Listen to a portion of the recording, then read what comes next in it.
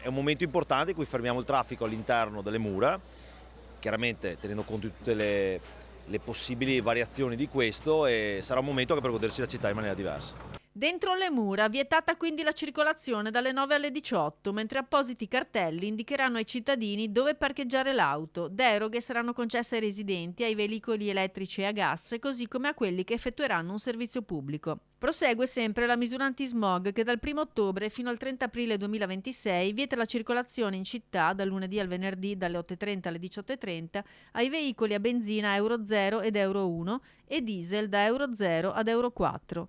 Treviso infatti resta una delle città più inquinate d'Italia, con la centralina di Via Lancieri Novara che ogni anno registra molti più dei 35 giorni di sforamento delle polveri PM10 consentiti per legge. Noi continuiamo con il nostro programma, che è quello di sicuramente di piantare molti alberi e di un cambio caldaie molto forte, grazie anche agli incentivi che l'amministrazione ha dato. E molto altro si può fare perché dipende anche dalla piovosità, dalla ventosità, riferito al nostro territorio, che a volte ha dei problemi congeniti essendo all'interno della pianura padana. Però noi stiamo lavorando e ogni anno vediamo una riduzione di circa il 10% degli inquinanti, delle polveri sottili, come media percentuale sull'anno. Quindi il percorso è quello giusto. È chiaro che l'ambiente non si cambia dalla sera alla mattina, ma in 7 anni di amministrazione abbiamo ottenuto sicuramente degli ottimi risultati. Dito puntato sui riscaldamenti e le auto, anche quest'anno sarà quindi previsto un bonus caldaia.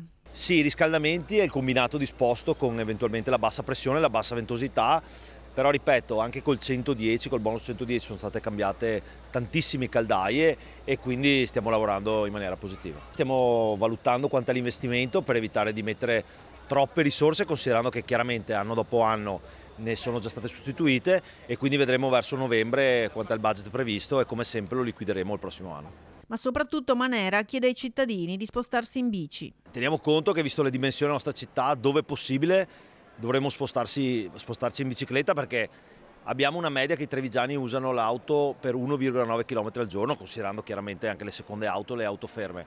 Vista la dimensione della città, in caso di bel tempo possiamo utilizzare la bicicletta e goderci anche la famosa mobilità lenta. Adesso ci sono anche le bike, quindi è veramente comodo. Le prossime giornate ecologiche dell'anno 2025 sono fissate per il 2 novembre e il 26 dicembre.